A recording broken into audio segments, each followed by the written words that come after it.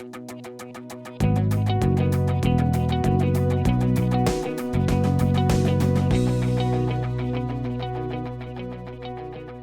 we're continuing our series called Grace Changes Everything. And this idea of grace is kind of an interesting one. We're talking about how grace impacts all of life, the influence it has on all of our life. And grace is one of those things that for me has changed throughout the course of my life. And it's one of the reasons why it's really important that we're doing this series. For me personally, I started attending church when I was a kid in elementary school with my family. We'd never gone to church before. We started going to church, and from that point forward, it was a regular part of our lives. And so I heard about grace as a kid. I heard this word, this grace word, spoken at different times. When I was a kid, I think I primarily thought that grace was the prayer that you prayed before you ate, which for me as a kid growing up, I was a growing boy, so that was my favorite prayer because it meant we were going to eat right after that, right? So that's what grace was when I was a kid. When I was in college, I really started to get passionate about following Jesus. When I was in high school, junior high, definitely believed in Jesus, loved the whole idea. Wasn't until college I really began to understand the impact of that on my life. So I started going to Bible college and made a transfer, switched schools, went to Bible college. I got a BS in biblical studies. Right, so there you go, a BS and you can put that one together. And I graduated college, and I got a job at a church as a youth pastor, which I was not a good youth pastor. I was a youth pastor, that's all I can say. I was not a good one. I was a youth pastor for like 9 months, and then I just was like, I'm not made for this. And so I was a youth pastor. Then I got a job at this other church as the executive pastor. I was 23 years old. It was a church of about 800 people or so. And I remember so clearly the first time I walked into that church and worshiped with the people at that church. I remember that first year of that church because in that experience, somehow in that place, I discovered what grace really was. Like somehow I'd gone to church as a kid, I'd gone to Bible college in college, I'd been a youth pastor, and I knew the word grace. I knew that grace was something associated with what Jesus did. It was like a theological principle. But the idea of me living in grace, me experiencing grace, me living in the dynamic of grace, my life being impacted by grace, walking in grace, experiencing the grace of God, and me extending grace to others, that whole idea of grace being a dynamic was something I discovered after all of this religious church experience, after Bible college, after these things, and yet it's been the most important thing that I've ever experienced in my life. And so one of the reasons we're doing this series is because I don't ever want anyone to ever come to Summit and walk away and go, yeah, I never learned what grace was when I went to that Summit church, I want us to know and live and experience grace and all that it is. And so we're talking about how grace changes everything. Last week, we started talking about how it changes us, and we started talking about our hearts. And this week, we're going to sort of continue on the personal journey of how grace changes us. But we're doing it in a very interesting way because today we're actually going to talk about a topic that I don't think is talked about in our culture. In fact, here's what's fascinating. It's talked about a lot in the Bible. It's one of those things you see it over and over and over again in the Bible, chapter after chapter, book after book, story after story. You hear this topic talked about, you read about it, and yet in our culture, it is so foreign and so untalked about that you actually start to wonder whether or not it still applies today. And the idea that we're talking about today is idolatry. Idolatry, something that in the Old Testament you look at it, and some of you immediately go, okay, idolatry, I think I know what you're talking about. So a group of people get around, they carve something, and then worship it, right? And that's basically like the short history of idolatry. There it is. People decided, well, somebody's in control, and I think it's this thing, or this thing represents whatever it is, so they carve something and they worship this thing. And so we look at idolatry in our culture, we look at idolatry around the world, and we think about how it's existed in history. And for us today, we look at it and we think, well, that's not really relevant to us, right? As if, this thing that has been relevant to humanity for all of human history, we've somehow come to a certain point, this generation of people, and we've become so brilliant and so educated, and we are so advanced, and we're no longer primitive, that now somehow idolatry is no longer something we even need to talk about. It's no longer relevant to us, which would actually have an interesting impact. That would render a good portion of what the Bible talks about irrelevant for us today. Just sort of an interesting thing when you think about it. Is it possible that when God gave us Scripture with all these great, wonderful, beautiful principles, the story of He and humanity and all of this stuff, that somehow He would make some of it obsolete when one generation got smarter than everybody else? Kind of makes you wonder this, right? The interesting thing about it is that idolatry becomes very evident. It becomes something that we realize is prevalent in our culture when we ask some very simple questions. And here these questions are. A couple of things. What thing, if you lost it, would make you lose your will to live? What thing, if you lost it, would make you lose your will to live? What thing? What is it in your life? What person in your life? What relationship?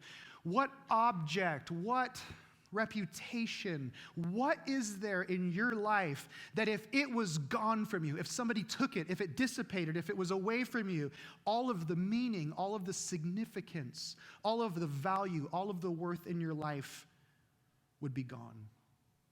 Whatever that thing is, whatever you fill in the blank to that question with, the Bible says that is an idol. So as it turns out, idolatry is something that is prevalent, not just in our culture, but it's prevalent in me, isn't it? It's prevalent in all of us. It creeps up in our life. An idol is anything more fundamental than God to your happiness, to the meaning of your life, to your identity. Idolatry is the inordinate desire, the inordinate affection for anything, even good things, especially good things, more than God. So anything can be an idol, and especially good things. Things like a career. People go, oh, I'm working on my career, I'm doing this is just the season of life I'm in. Guess what? A career can be an idol. Your family, you can say, man, we're really focused on family right now. We're just spending family time. I'm really trying to build my family. Family, as good as family is, it can be an idol. Achievement, us getting ahead, another rung on the ladder, can actually be a good thing, but it also can be an idol. Some amazing political or social cause can be a very good thing. It can also become an idol. Physical attractiveness, fairly nice thing to have. However, it's also potentially an idol. Romance, sexuality, things that God created and gave us as gifts, those are good things, but they can become idols. Human approval, having people affirm us, all of these things. Financial security. It's good to have financial security. I think we should be good stewards with our money, but financial security can become an idol. It can become the place where functionally we find life, we find meaning, we find hope in those things. So the question is this: how do you and I determine whether or not you and I are suffering from some form of idolatry? I can't show up at your house and say, okay, show me the idols, and like somewhere, right? Like, kids, keep the pastor away from that one cupboard, you like open it up and there's like tiki dolls and stuff. You're like, what is this, right? How do you do this? How do you and I know? Like, okay, so we're going to do it. Like, how do I evaluate whether or not we're worshiping idols? Now, some people would say, well, then ask the question, what are you living for? Here's the problem with this. There's a psychologist named Alfred Adler, and Alfred Adler said this. He said, you can't actually discover what a person's living for by asking them what they're living for. We are self-deceiving, like we self-protect around idolatry. So what we do, if someone comes up to you and says, hey, what are you really living for? We know what sounds good, right? So we say things like, if you're a church person, you say things like, well, I'm living for God, right? Whether you are or not, you know that's the answer, and you don't want to get struck by lightning, so you say that, right? Or you say things that sound good in our culture, right? Oh, man, I'm just really living for others today. I'm really living for others. Like spend my life on other people. And like you listen to people and you go, really? Yeah, no, I am. It's all about you, right? It's all about others. Or my family, right? We say those things. And so this particular psychologist, he said, the way that you discover what a person's living for isn't by asking them what they're living for. He said this, he said, you ask them what their nightmare is. Then you discover what they're really living for. Because the things we fear the most, the things that make us most anxious, the things that we lay in bed at night and think about losing, the things that if they were taken from us would wreck us, those are the things that we're really living for. Anything that we remove that would take away the desire to live, anything that would take away our meaning, our purpose, why we exist, that thing has become our deity. That's become our God. If you find your worth and your value in any of those things, it may be a very good thing, but if you've made it into an ultimate thing, then God is not your God. That idol has become it. So for example, let's imagine you get engaged. Some of you have been engaged, but you get engaged. Let's say you get engaged. And you know, this is a wonderful thing. Like being engaged is a great thing, right? For most people that get engaged, usually that means you're moving in a positive trajectory towards somebody, right? Usually, right? You don't rarely meet people like, we got engaged, we don't really like each other, right? Usually like, we got engaged because we really like each other. We think this is going somewhere. So you get engaged and you're experiencing this thing that's a gift, right? God's given you this amazing relationship and you're moving towards this and you're getting closer and your relationship's growing and forming. And then suddenly something happens. Somebody says something someday. There's like a deal breaker, right? There's a game changer. There's a moment. There's a circumstance. There's an event. And whatever that thing was, the result of that moment is that the engagement breaks off, right? The engagement is suddenly over. We hear about these things, right? It happens. It occurs. Some of you have experienced this. If that happens, even though it's a very good thing, if that relationship breaks, is there something inside of you that dies with that? If as that engagement were to crumble, if there's something inside of you that would absolutely, you would lose yourself because of that, that's a very good thing that has become an ultimate thing.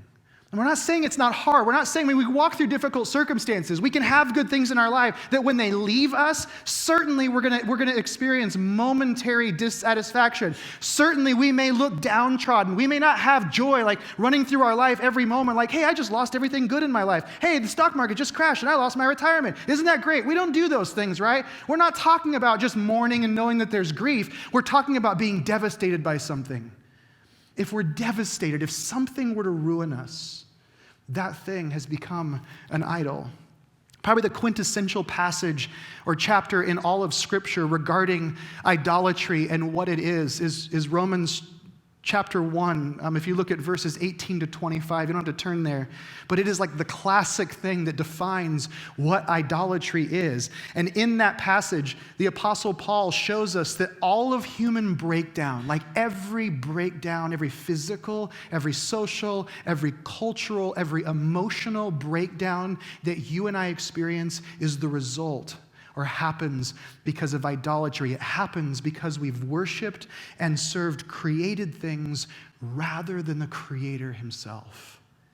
That is what idolatry is. We've taken something the Creator gave us and we made that the ultimate thing.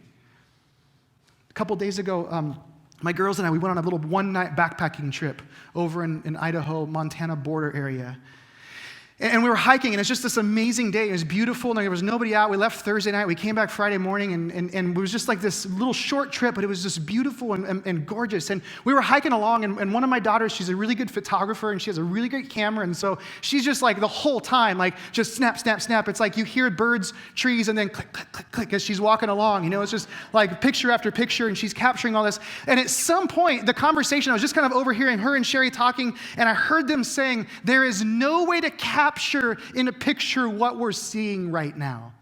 You ever done that? You ever been there? You ever been like in a spot and you're like, I just want to like in all that's around me, somehow I want to grab this and bottle it up and show people this experience. And no matter how great a photographer you are, it never compares to the real thing, does it? That's idolatry, right? We worship the Creator. Like somehow we take an image, somehow we take this photograph and we try to say that is it. We obsess over the perfect picture all the time, forgetting what it represents. We obsess over the created thing rather than the Creator himself. We look at the gifts he's given us and forget who gave them. However you want to say it, that's what Paul says idolatry is, and it's a part of what it means to be human. Jeremiah the prophet was an individual who God called to speak to the people of Israel during their time of exile. They'd been conquered by another nation. They'd been dragged off to the city of Babylon, and they were living in confusion. Living in confusion because for them, they had been religious people. They lived religiously. They lived in some sort of relationship with God, but their hearts weren't completely for him. They were an idolatrous people. And in the opening chapters of the book of Jeremiah, these people are floundering. They're religious but unhappy. They're in this place they don't belong. There's all these disconnects. And Jeremiah says in that moment, he says, it's no use. I love foreign gods and I must go after them. He's speaking on behalf of the people of Israel and he says, this is your heart. Like you're wired in such a way that you must go after idols. You're always longing for something else to satisfy you. You won't be satisfied with God. They completely capture your heart.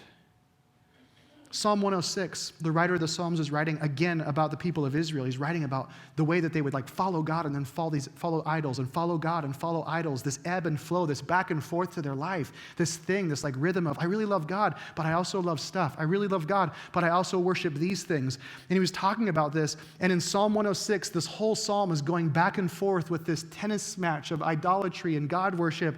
And then he says this about the people of Israel in verse 36. He says, they worship their idols, which became a snare to them. That word snare literally means it was like a trap. Like they worshiped their idols and it became a snare. It grabbed a hold of them. It took a part of their life and now it's grasping onto them. It's a snare. It's a snare because it captures our heart in such a powerful way that we resist being broken from it. Like right now, some of you, this happens. Like anytime, if we turned the tables and one of you got up here and started talking and I sat out there, I would feel like just some of you just freaked out. You're like, I don't want to go up there.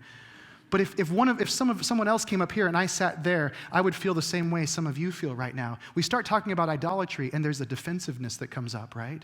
There's this resistance. There's this thing of, wait a second. Like, no, you're not talking about me. You're not talking about this. Why do we say those things? Why are some of us resistant? Why does the idea of idolatry, something or someone taking priority over God, why does this sort of stir up anxious feelings in us? Because idols put a snare on our hearts. They grab us in a way like nothing else does. The prophet Ezekiel had very strong words. In Ezekiel 6, verse 9, he's speaking on behalf of God, and he says this, this is how God feels when he sees our idolatry. He says, I've been grieved by their adulterous hearts, which have turned away from me, and by their eyes, which have lusted after their idols. So, in psychological terms, an idol is anything. It's that thing that you get your identity from. It's that person. It's that relationship. It's that material possession. It's that status. It's that experience. It's that feeling. Whatever it is that you find your identity in, psychologically speaking, that is an idol. That is an idol. In theological or biblical terms, an idol is that thing that you turn to for your righteousness. An idol is that thing you turn to go, I'm a good person. I'm okay. I'm accepted. I'm worthy of people's respect. I'm worthy of somebody's love. Whatever that thing is, that thing, that person, that relationship, that's an idol. And both of them ultimately mean the same thing. An idol is anything, anyone in which we find our life. An idol is where you find your life. That's idolatry. It's interesting, Martin Luther, the reformer, Martin Luther wrote about idolatry, and what's fascinating is he started in the Ten Commandments, which again is a topic people don't talk about much today, other than putting it up in schools. Forget obeying them, we just want to put them up in schools, but it's a whole nother thing. I won't go there. But he talks about the Ten Commandments, and he talks about this. He says, the first commandment, that you shall have no other gods before me, that's the first commandment, thou shalt have no other gods before me. He says that first commandment is the first commandment on purpose. It's there for a reason because all of the other commandments follow that first commandment. Not only that, this is what Luther wrote about. He said, it's impossible to break one of the other 9 commandments without first breaking the first one. In order for you to break one of the other ones, you had to break the first commandment. You go, well, how's that even true? Well, let's take number 9, for example, thou shalt not lie. And we all go, okay, and by the way, the 10 Commandments, whenever we read them, everybody's like, actually, that's a really good way to live. You read the 10 Commandments, you're like, that's good stuff. Actually, life goes really well when you live this way. But let's number 9, we go, do not lie. And most of us would say, that's a really good idea, don't lie. The problem is most of us lie, right? We don't lie in church. But we lie out there, right? We lie about things, and some of us are lying right now to ourselves about whether or not we lie, right? Right? We deceive, we do this, right? In fact, some of you are like, dang it, he got me. You're right, I did, I just lied. But we lie, okay? And so you go, well, why do you lie? So you ask a person, well, why did you deceive? Why didn't you give the whole truth? Why did you only give part of the truth? Why did you cover that thing up? And people will say this. You'll say, well, it really depends, right? I lie, I deceive for different reasons depending on the circumstance. That would be our basic answer, and yet that's not right, is it? We don't lie because of a circumstance. We lie because of something deeper that's going on. We lie, we deceive because we long for human approval more than we long for God's approval. We long for money because money, financial stability, is our idol. We lie because we want power, because control is where we find our life and our worth. We lie because of comfort, because we don't want to be uncomfortable in our lives, and we've made comfort our idol. We lie because there's something or someone at stake, and so we want to cover that thing. We lie not because of a circumstance, we lie because of the idols that are in our hearts. We lie because there's something else that's more important to us than the first commandment, and that is the God that we worship first. And so whatever it is that's important to you, you don't do that thing unless first you violate who God is, unless you're willing to break God's laws. So Luther says this. He says that the sin beneath the sin, the thing that's underneath, every behavior that people go, oh, that's broken and not good, the thing that's beneath the thing is idolatry. And under every act of idolatry, I want you to catch this, under every act of idolatry is a disbelief in the gospel. So the root of all sin is this. It's the failure for you and I to take the gospel into the depths of our heart. It's the failure for us of us applying the gospel to the fullness of our lives, to the roots of our lives. The gospel, it is not, which is the good news of what Jesus has done for us than what we don't have to do for ourselves. The gospel is not something we believe once at the beginning of our faith journey and then we just discard it and go on to learn other things. The gospel is something we take with us because the gospel we apply to our hearts and our lives continually for the sake of idolatry. Because our disobedience, our failure to change, our lack of growth, our lack of responsiveness is always rooted in our unwillingness or our inability to believe and rejoice in the gospel and what it says. So the end result of this is this. You and I will never change. We'll never change unless we come first to find the particular ways that our hearts disbelieve the gospel and replace it with idols. We're never going to change. The things that we would love to see change, we're never going to see those things changed until we get to the root of the matter. What is the idol at the heart of this? What are we believing more than what the gospel says? We have to constantly apply it to our lives, constantly be reminded of it. That's how change occurs. There's a famous Scottish preacher named Thomas Chalmers. And there's a lot of famous Scottish preachers, by the way. And I decided recently it's because they had great accents. Like, that's it. Like, he was a great Scottish preacher. No, he was just a normal guy who had a really cool accent and got up in front of people. And so people liked him. Like, if I had a Scottish accent, like, everyone would love me, right? But anyway, so there was this great Scottish preacher named Thomas Chalmers, right? Because they're all great. They're all Scottish. They all have brogue. So anyways, he said this. I love this quote. He said this in one of his famous sermons. He said, "No one ever changed a habit just by trying." No one ever changed a habit just by trying. Well, what does that mean?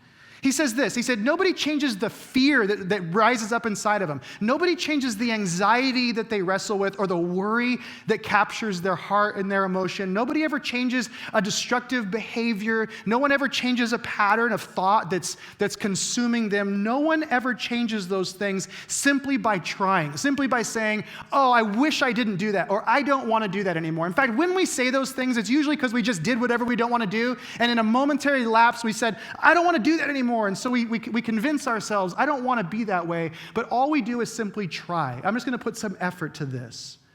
Here's the reality.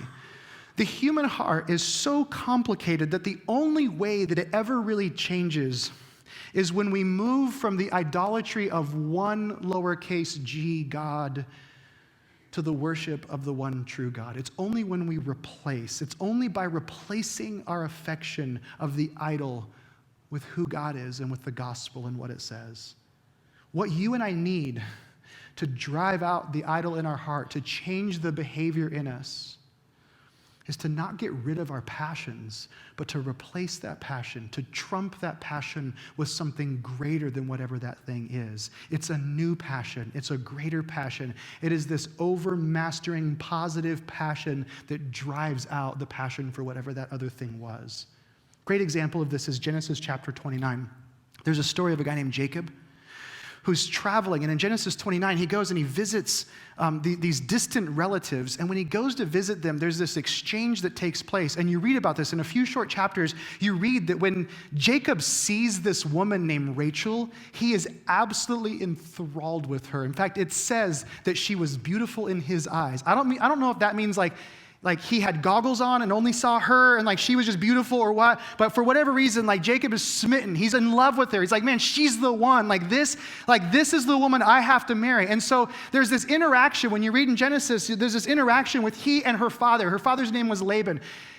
Laban looks at Jacob, and I don't know what the deal was. I don't know all the story. All we know is this, that he looks at him and he says, in order for you to marry my daughter Rachel, you need to come work for me for 7 years. 7 years. And some of you thought you had a bad father-in-law, right?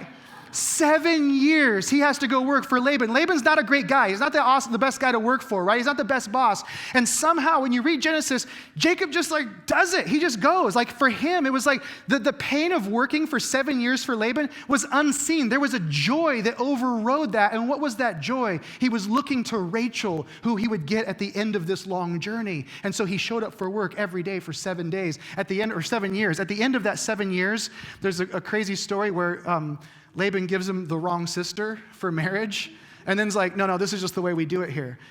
And Jacob's like, well, what do you mean? He's like, well, you need to work for me another 7 years. And he does.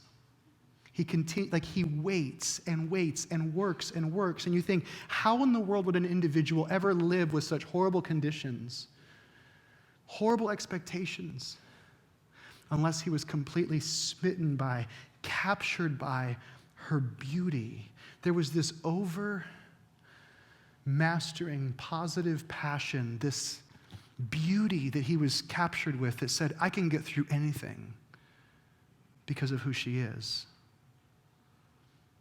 There are a number of chapters in the New Testament that talk about how we change. Colossians chapter 3, Romans chapter 8, Romans chapter 12, just a few examples of how you and I experience transformation as people. How do you and I actually change? How do we grow as individuals? And growth and change, in all of those chapters and in other places, it is always seen as this interactive exchange that takes place. There's this pattern that develops, and what you see is that there's a putting to death of our brokenness, our sinfulness, the old person that we were. There's this thing called repentance that we talked about last week. We see that over and over again. This old person dies, and then there's this new person that comes along with the setting of your mind on things above. That's rejoicing. It's an exchange that takes place. There's a rhythm that takes place. There's this interactive dynamic. You and I change when we go from repenting, admitting that we're broken, admitting that there's this part of us that chases after idols, the way that all of the people throughout human history have. But then there's this exchange for rejoicing, this acknowledgement of what Jesus has done for us. That's how change takes place. I repent, I know that I'm broken, and I rejoice. This is what Jesus has done for me. So when your heart falls into fear, when your heart falls into anxiety, when you get distracted, when you begin to wander or roam, and all of those things happen, what do? You simply look to what Jesus has done for you. We were on vacation a couple weeks ago, and my wife and daughters, they were going to a jewelry making class. We did all kinds of crazy stuff on this vacation. We did a painting class together, which, I won't even get into my issues. Just stirred up stuff with me, like just issues, right? But my family, they decided they were going to go, the girls were all going to go do like jewelry making. And I pictured like fishing line and beads, and I was like, I think I'm out. So I show back up at the house after they've returned home, and my wife's like, hey, I want to show you what I made you. And so here it is. My wife made me a new wedding ring. And so then, like, she got the pictures out, and I was just blown away because, like, they had all these little scraps of silver, like, and they had, like, torches, and it looked like a guy's garage, not a jewelry-making class, like, with flowers and tea. It was like there was torches and hammers and all this stuff. And so she had all these pictures that they took as they were like pouring the molten silver into these molds, and then an anvil where they were pounding it out, and then they polished it and did all the sizing and everything. And so, I mean, sure enough, like she hands it to me, and I slid it right on my finger, and it fit absolutely perfectly. And I'm thinking, you made this out of a bunch of scraps of silver. And then there's all these little dents, and there's these little scuffs, and these little imperfections, and it's sort of got this hammered look. And I don't know, we've been married 20 years. And ever since she gave me this ring, I just keep finding myself staring at it, and I keep looking at the marks, and I keep looking at the dents, and I keep thinking about our life together, and I'm thinking about the journey. And anytime I feel like, I'm really impatient with this woman that God gave me, that's biblical. She's like a dripping roof, Proverbs, that sort of thing. Honey, you're not in here, are you? I don't know where you are. Hope she's in kids ministry right now, but I'm like really looking right now.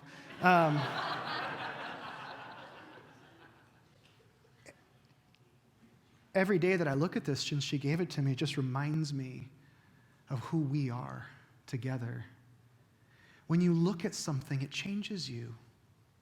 When you look at something. So we have these moments of anxiety. We have these moments of worry. We have these moments when we've just drifted off and we're distracted by all the things the world tells us we should be focused on. And how do we fix that? We just go, oh man, what am I doing? How did I get here? And then we look. We look to Jesus on the spot. We look at what he's done for us. You have to look at what he's done for you. You rejoice in what Jesus has done. And in the same way that Rachel somehow got Jacob through 14 years of miserable work for her dad, Jesus gets us through. Jesus is our Rachel. And to the degree that you see Jesus on the cross losing absolutely everything for you, to the same degree that you see that, he will become your passion. The more you look to him, the more you see him, the more your heart wells up, the more you're reminded, this is who I am, who we are in you. So the question is, do you know how to work the gospel into your heart this way? Because if you really want change, if you really want life, if you really want to be different, then you work the gospel more deeply into the roots. You pound the gospel into your life. Interestingly enough, the way that we do that is what we do when we get together. So we worship and we sing songs that remind us. We teach and we hear the scriptures and we go, man, my heart, there's something I'm looking and I'm seeing and I'm replacing. And then we do this thing called communion that Nick said earlier we're going to end with today. And communion is this symbol. It's something that we look at to remind us. And so this morning, the ushers are going to come deliver the communion elements, and Curran and Andrea are going to come sing a song while we do this. This morning, this is what I want to encourage you with. I want to encourage you to take the elements, to take the bread and the cup, and I want you to think of those as symbols that are reminding you of the love of Jesus, what he's done for you, what he's given to you. And I want you to examine your heart and just say, are there places in my life, are there places in my heart where I've just wandered, I've just forgotten, I've just started to worship other stuff rather than you? Would you just take some time to pause and listen? So many times you can come to church and feel beaten up and feel like, oh man, I'm such a horrible person. But when Jesus took the bread and the cup, he handed it to his disciples and he said, I want you to remember me. Why did he say remember? Because we have a tendency to forget. So he said, I just want you to remember me. So with that, let's take the elements, let's consider, and then I'll come back up in a moment and we'll take them together. May your life be covered with grace. May the idols of your heart be rooted out by the love and the mercy of Jesus Christ. And may you live with a lightness and a purpose and a joy because he is in you. Amen. Amen. Love you guys so much. See you next Sunday.